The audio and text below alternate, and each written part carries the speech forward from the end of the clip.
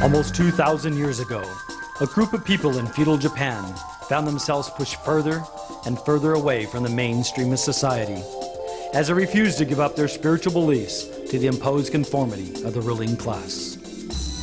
The ruling power made it illegal for common people to carry or own the deadliest weapon of the time, a finely edged sword. So these people had to learn to defend themselves in different ways, to walk the path of their own chosen desire and to blend in so as not to attract attention. They learned survival skills so unsurpassed that the name ninja became feared by all who heard it. But the primary concern, then as now, was to live and to let live in peace and harmony so that all mankind can reach their own levels of heightened enlightenment. This Black Belt Home Study course is designed to set you on the path. Nenpo will give you the power to overcome life's obstacles by coming out on top. And the skills you will learn in this series will give you the flexibility to roll with life's everyday punches, the courage to climb above life's obstacles. Only your own discipline and perseverance can carry you through to the finish. Your goal of receiving a black belt and all that it stands for. And view life from a different perspective from that uncluttered height. And what the insights that you've gained will help you to slice through all the things that are holding you back from being all that you can be. You may find that instead of being caught up in fights that don't concern you, you can just hang out and observe. Unless, of course, you need to take action, and then who knows? You may be so dazzling they don't even know what hit them. We will study from the traditional schools of Kumogakure-ryu, Koto-ryu, Tagakure-ryu, Gyokushin-ryu, Gikan-ryu, Gyokuro, Tagagi-yoshin-ryu, Shinden-furu-ryu, Kuki-shinden-ryus of Grandmaster Masaaki Hatsumi of the Bujinkan system. I am proud to present this Black Belt Home Study course. Right. If you've been really studying diligently, you're on now to 4th Q. I'm sure that maybe you've looked through this video series, or maybe you're just looking through it now before practicing all the techniques. I do want you to go through and practice each and every movement so that you have those down so that you can make this progression so you don't develop any really bad habits that are more difficult for you to correct. As you move on now into 4th Q, I want you to pay attention to your taking your opponent off balance, how your little moves, how your subtle movement of your body itself begins to take your opponent in ways that you choose to have them go. And if they're taking you off balance, that you learn to start to shift to be able to take them into the positions that are the very best for you. Some of the emphasis are countering kicks, using the Rokushaku bow and weapons, 6-foot staff. We're going to begin with Gyaku Waza, primarily working first with Take Ori, showing the Ura and the Omote. Take Ori is done with an opponent, basically in taking the wrist, and that I take and grab so that my hand just slides, kind of slides up on the wrist, so I have this like kind of a little C. So this C on my hand kind of grabs. I can take little pressure points and actually cause pain into my opponent into little places like this. I would take, and the pressure is actually on the top point of the wrist. I do this by pressing with getting pressure on this point of the hand. I press this and have this flow going towards the elbow. I can raise this in this way, raising this up in a basic form of Take-ori. Take-ori can be done from a basic thing where a person is reaching to grab and I grab a hold of their hand, turning their wrist up, bringing it straight up, holding the person. Notice that, remember that the person will tap out when it gets a little too strong. This is a basic form of Take-ori. Take-ori also, far as can be done against a knife. If a knife attacker is coming in, I can parry to the side, bringing this blade up. The blade will come out of his hand. If the blade does not come out of his hand, I'm here, I can go up and coming down. The blade will then go out of his head. Once more from another angle. Catching, with my body going up, raising his elbow up, taking his elbow back down again, utilizing the ground to create the pressure on this takeori. His whole body moves. And now I have the weapon.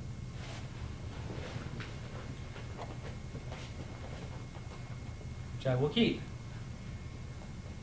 The form of ura takeori is reaching underneath from the opposite side.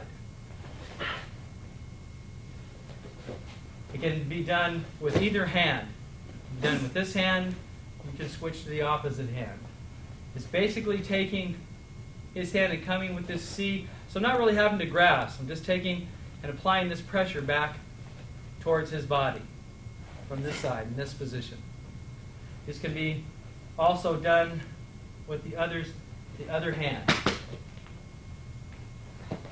Ura takeori. Practice switching back and forth, learning to do these. Also with the emote. I can switch hands. Later on, you can learn to bring these into your own body to create pressure. This can also be done even off of a punch. Person punches, I may smack the punch and immediately take this hand up into this takeori. Notice how it raises his body up. Same thing on the other side.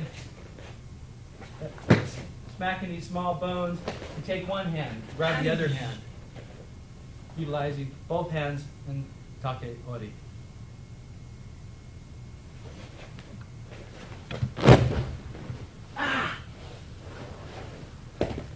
Both hands. Those are some aspects of learning takeori. The next technique of the Gyaku Waza is O-Gyaku, or the Great Reversal. This aspect of the Great Reversal is actually reversing the shoulder itself. So as we'll see, this is demonstrated with an opponent. His opponent comes with a punch. That I basically want to step in and reverse this shoulder. I would not be allowing him to step. Reversing this arm so it goes over, forcing him to roll. Once more with the other arm, but I would actually be taking this arm and reversing the whole arm. It's one form. I could use both hands in doing this, where I'm coming here and putting my hand on his shoulder itself, rolling him over. It can be done where it becomes a drop to the ground. And then I could roll this way, but it would be very, very devastating for him. It's reversing the angles on the shoulder. Once more, maybe from a punch. It's just here. Once more. You could actually do this in a free-flowing form as you advance. Once more.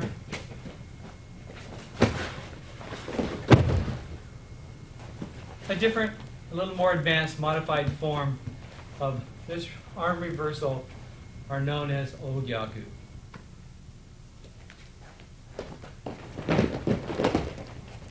Kicho Kaiten. Flowing diving rolls.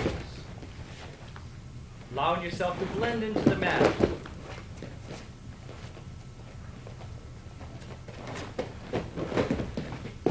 Collapsing, rolling safely, effectively.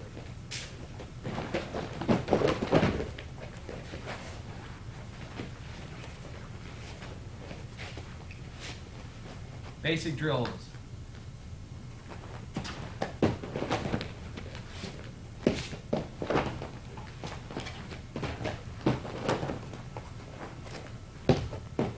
Practice your skills, you learn to go this a little higher.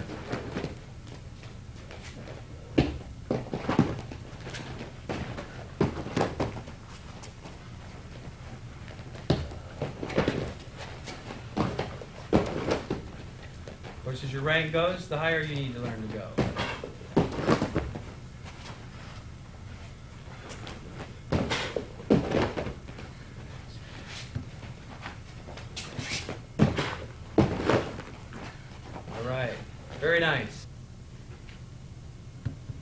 aspects of Hicho Kaiten, diving flying rolls.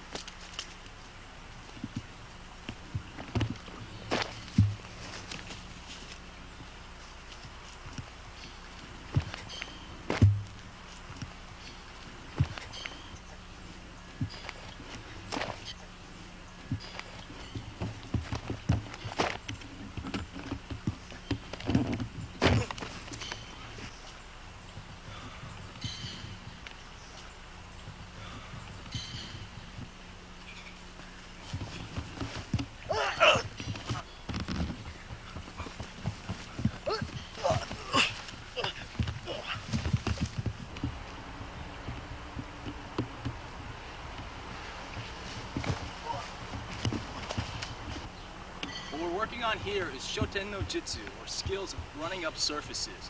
What you want to do is you want to approach the surface that you're running up with enough speed that it creates a momentary artificial gravity in this direction.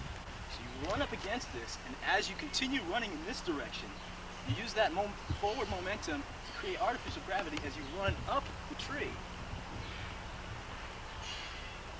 In the beginning, you want to do this on a more inclined plane, like maybe set up a pole on a wall or a plank on a wall, or find a tree that's more slanted so that you can get used to running up an inclined surface before you run up something vertical. And eventually you just angle that more and more upwards until you have the skills and the leg strength and the confidence to run up a more vertical surface. Shoten no Jitsu.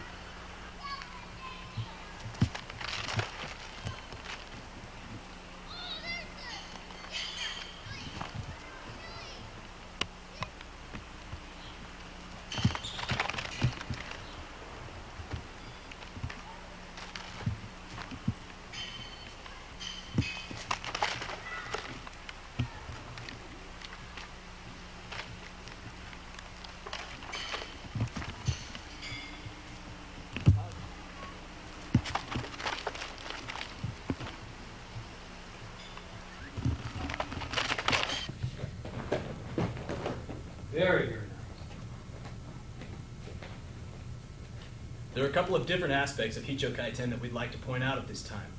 One is the aspect of jumping over for a vertical diving roll, upwards and then downwards. The next aspect is a lateral diving roll, something to cover distance. Here.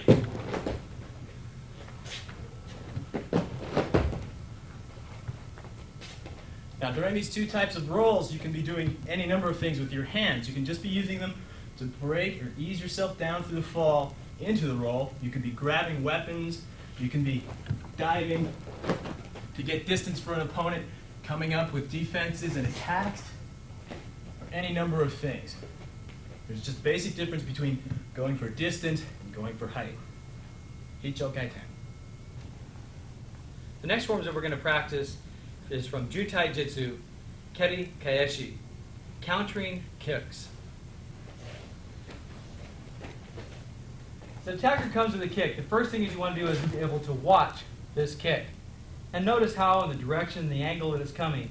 This is very nice as his body is leaning forward. His kick is straightly directed into mine. All of his weight's coming forward. This is what I want. But I don't want to be there when a kick is happening. The very first piece is being just enough distance, just outside his distance. This is not grabbing. My hand is just resting here. So it's very easy for me to either step back for a second, or, as this kick is placed here, to also go back for a second, move backwards the other way, sending my attacker back in to a way that he's not used to falling. Barely touching my body.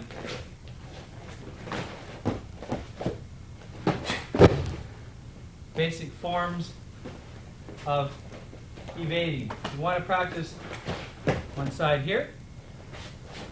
Also turning inside. working on basic evasion forms.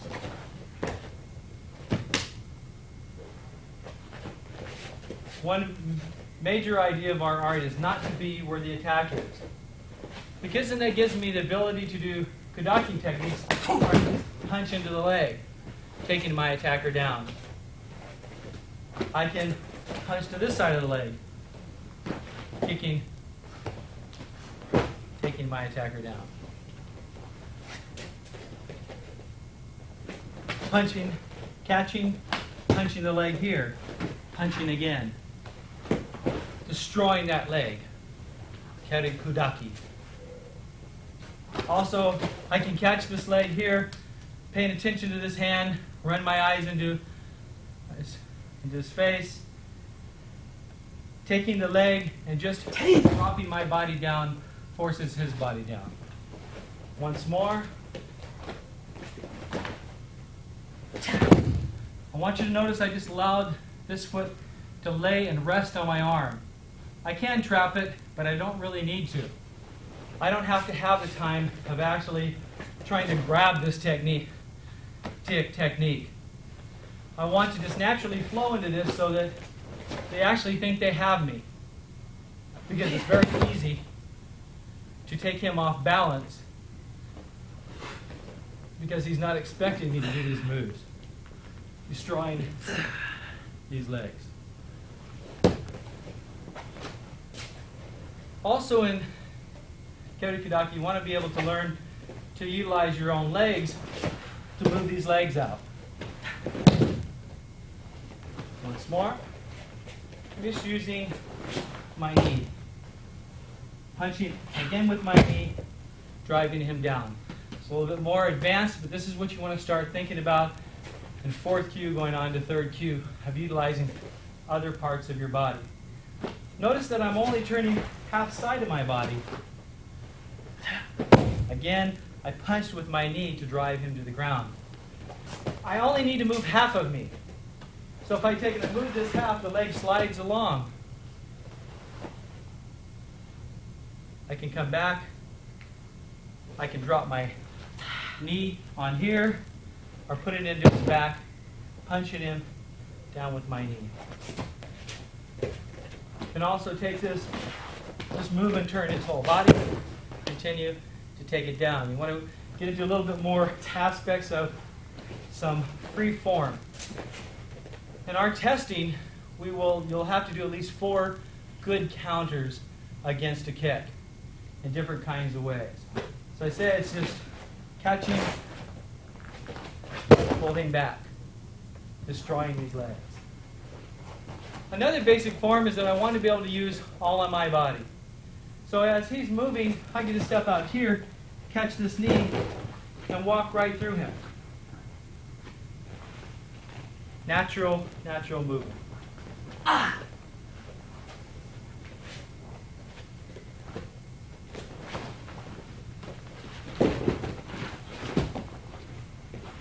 Delivering a few kicks of my own. These are the basic aspects of Keri Kudaki. Work on them, practice on them. They're a lot of fun. Some basic techniques and forms of ashibarai, or leg sweeps.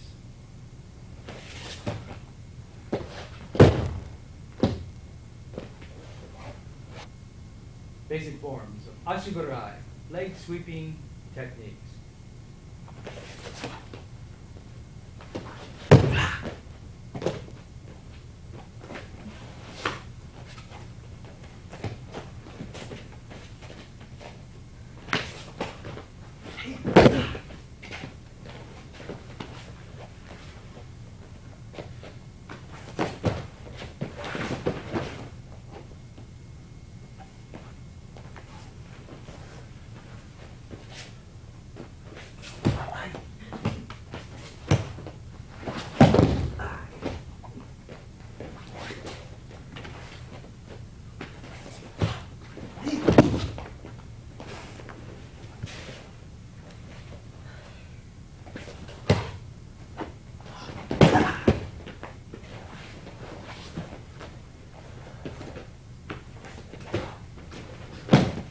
great techniques of Ashibarai.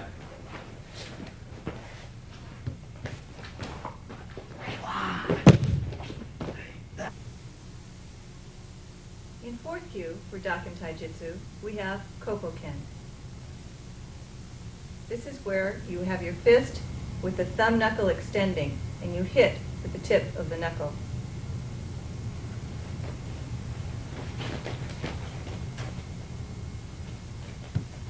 This is very useful in hitting in the soft tissue again, hitting in the temple, having both thumbs come into the temples, up under the chin.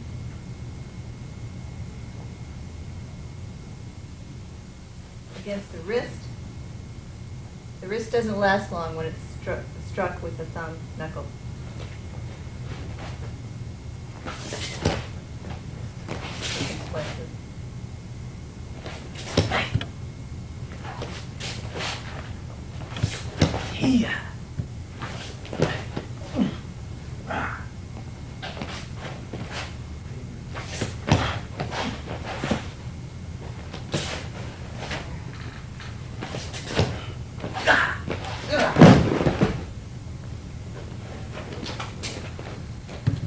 Kokoken.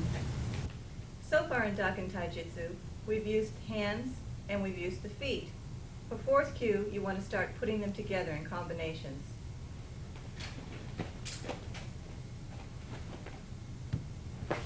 Punch, punch, kick. The outside, punch, punch, kick, punch.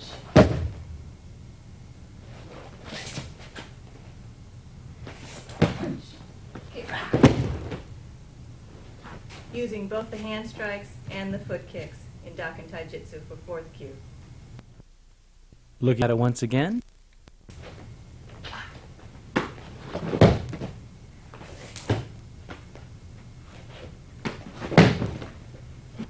We're beginning to get a little airborne now.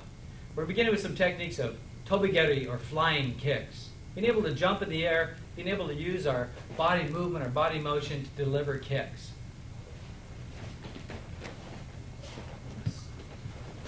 As we were doing before in this skipping posture, I just want to utilize that in doing a kick or keri to the person I'm actually flying across, but I would actually be in the air. So,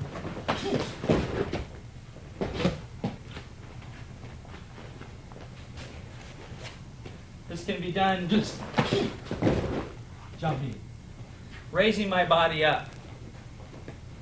I could also do this in with double feet into my opponent. Aspects of all kinds of thinking about jumping and kicking my opponent. At this level, I'm keeping one leg a little bit down just because I want the idea of you getting up without demonstrating things that would actually hurt your uke. But you want to get high in these. It also can be when maybe I've come here that I'm jumping on my actual attacker. They don't have to be quite so high in these kicks. You can jump in here.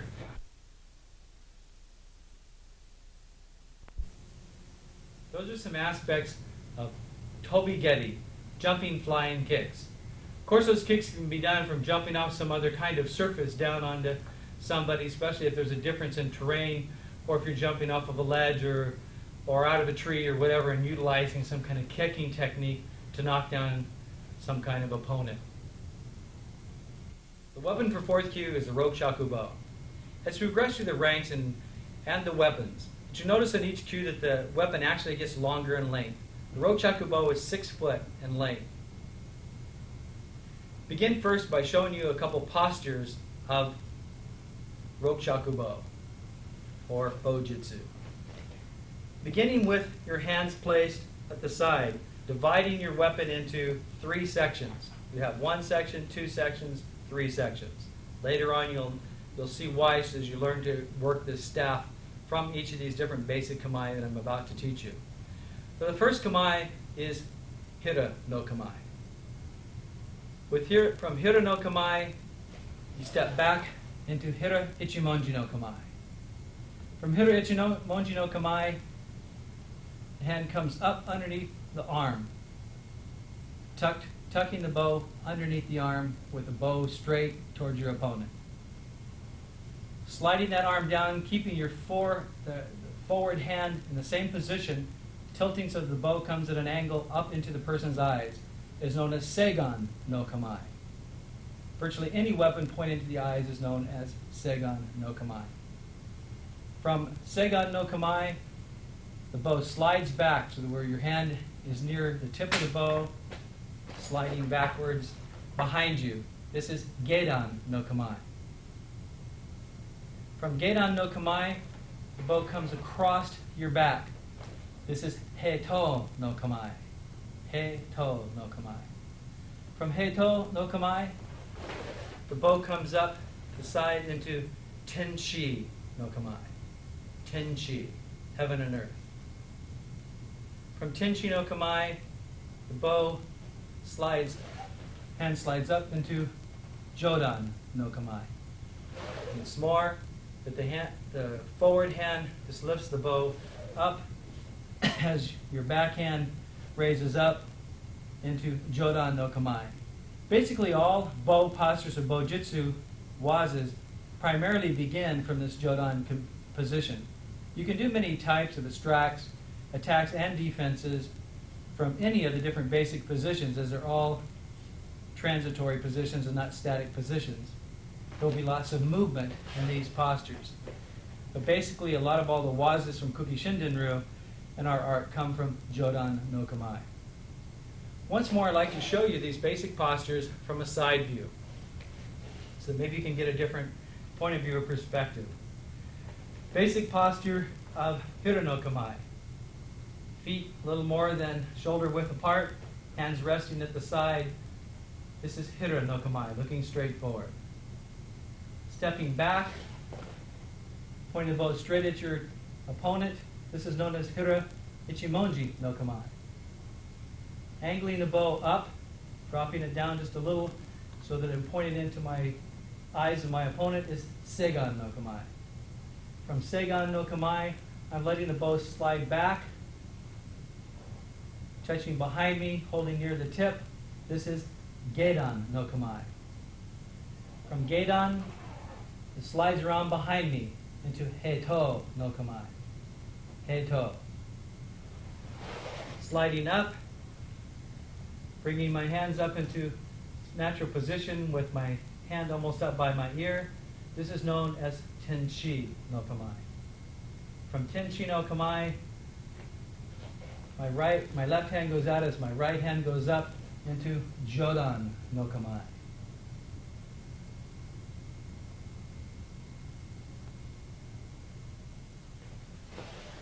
Basic postures of the Rokushakubo.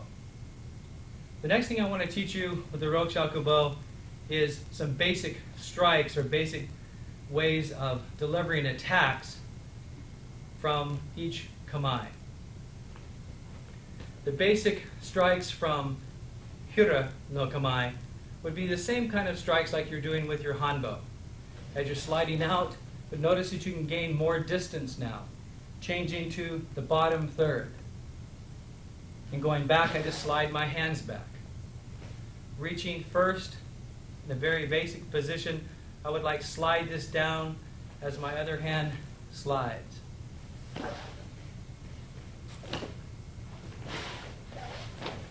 Learning to work the length of the bow, actually depending on how far away my opponent is. It can be short or it can be a whole lot longer. Of course, these strikes can be to the ground, they can be higher to the head. Basic strikes of Hira no kamae.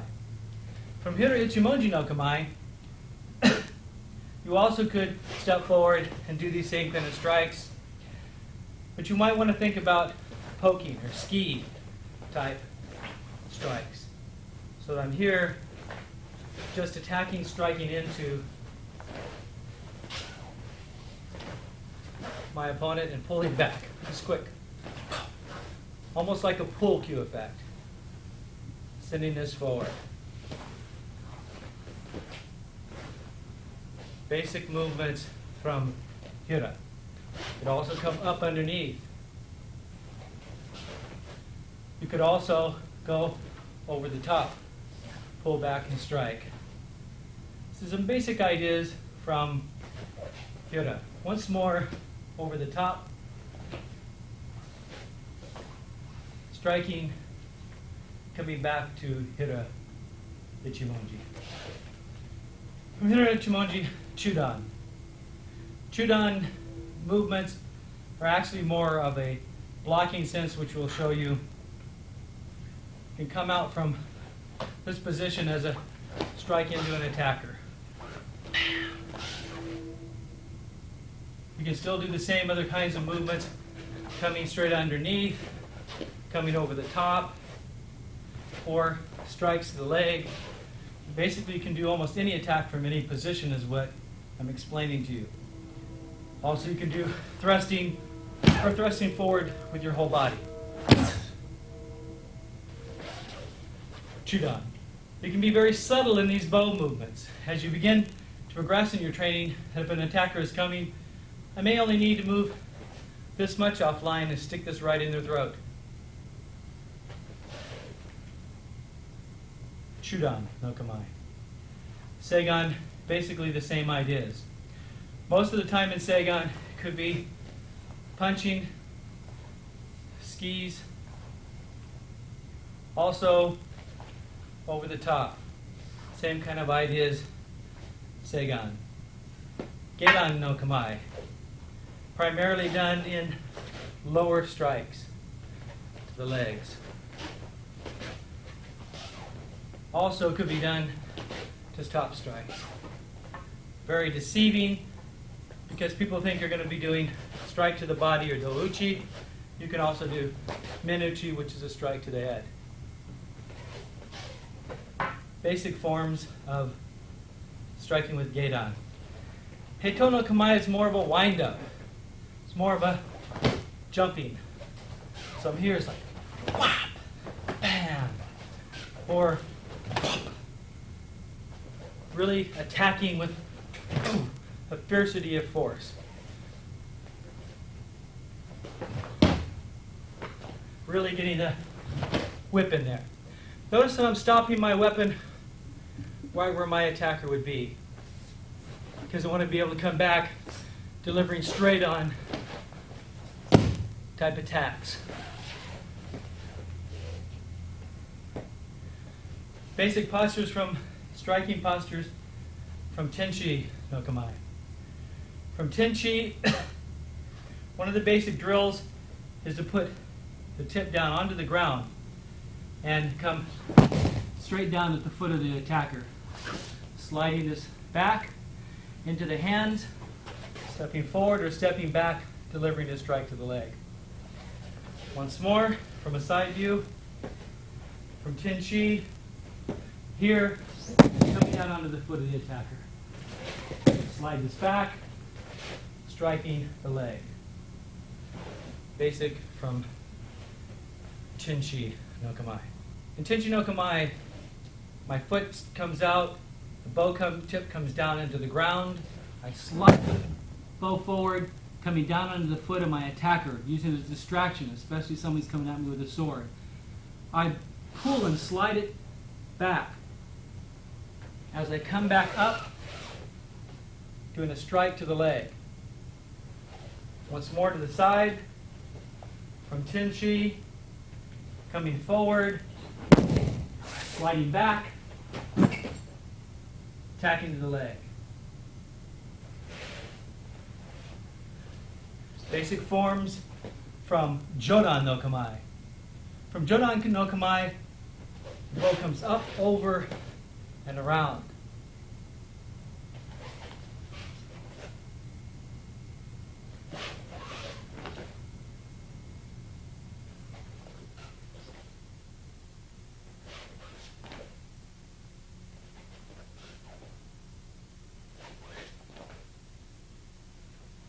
timing just a little bit late on purpose.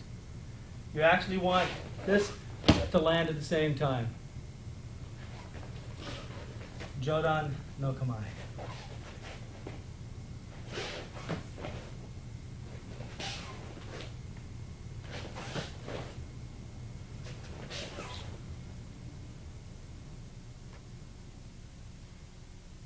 Furigato. The techniques of being able to move the bow in a spinning formation while moving your body into particular forms and postures.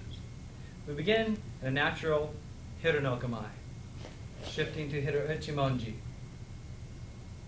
Hand releases, grabbing a hold, coming underneath, striking, releasing, so that where you build to a progression, working on keeping the hands pretty much together, but where the bow comes more straight up and down. So at any time that you're in a position to deliver a strike. To slow that down a little bit for you, I'm going to show you this in a form that I've taught my students that seems to work pretty easy for them. We begin in what would be known as a motorcycle grip. It's like you're mum, mum, mum, mum on a motorcycle. From the motorcycle grip, you turn into Hiro Ichimonji.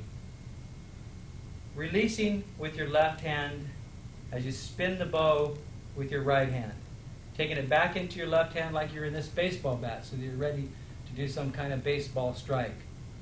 Then you do a golf swing, coming up as you step forward with your right leg. And the left hand lets go, you spin it over with your right hand. Taking it with your left hand back into a motorcycle grip. Letting go, coming back for the baseball bat. Swinging under the golf string as you step forward with your left foot. Swinging up, spinning the bow with your left hand as you release with your right hand, coming back to your motorcycle grip. Releasing, going to your baseball. Golf swing, motorcycle grip. Baseball, golf swing, motorcycle, baseball, golf swing. So that you begin this progression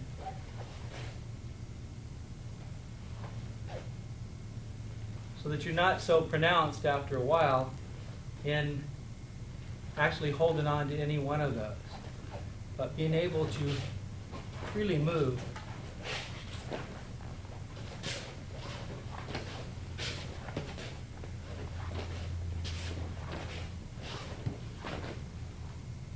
and deliver strikes.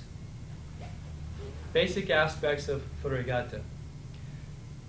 To help you learn some of the Furigata and some of the basic striking drills, together we put together a basic kata drill that you do with a partner. Starting both in Hiro no Kamae. From Hiro no Kamae, stepping back into Hiro Ichimonji. Letting go of one hand and flipping the bow up into the air. Grabbing with the left hand, coming down, stepping forward, doing a low get-on strike. And rotates over, hitting to the top. Sliding your hand up to the top, stretching out, lower strike. Flipping up over, doing a strike to the top. Hand flips back as if you're going into the motorcycle grip. Baseball, golf swing to the bottom. Getting back over to the top. And slide out in a full length on this. The hands are fully in full length as I'm here, sliding down. Moving back up. Continuing in more free flow practice. You do this slow in the beginning, maybe just real slow. Slow it down so you can freestyle your movements doing high and low. So when you start speeding up just a little bit, it feels comfortable. Not too fast or you'll shatter your bows.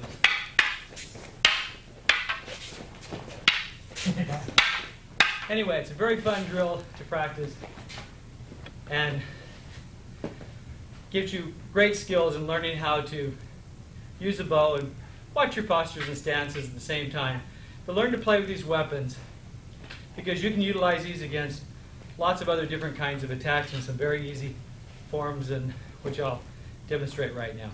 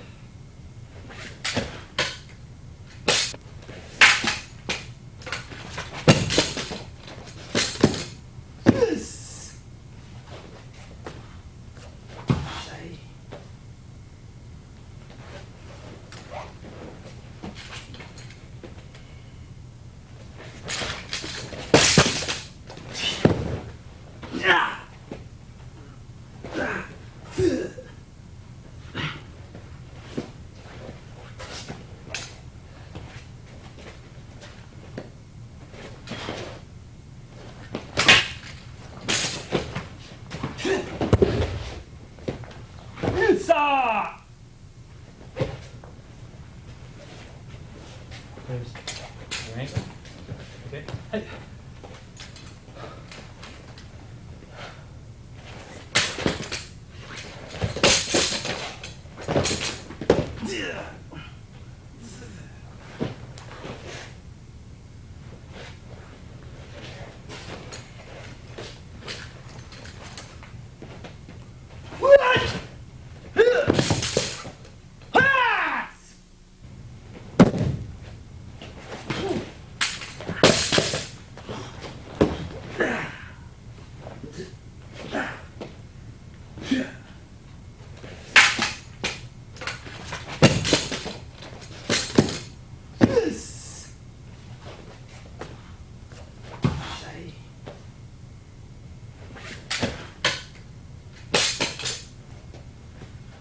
That's one.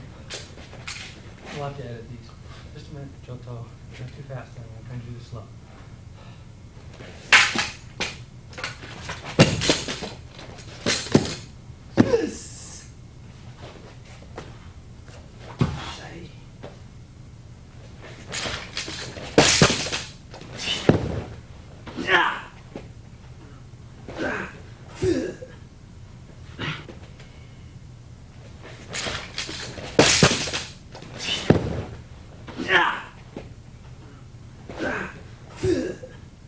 You're too fast. I'm trying to do this slow.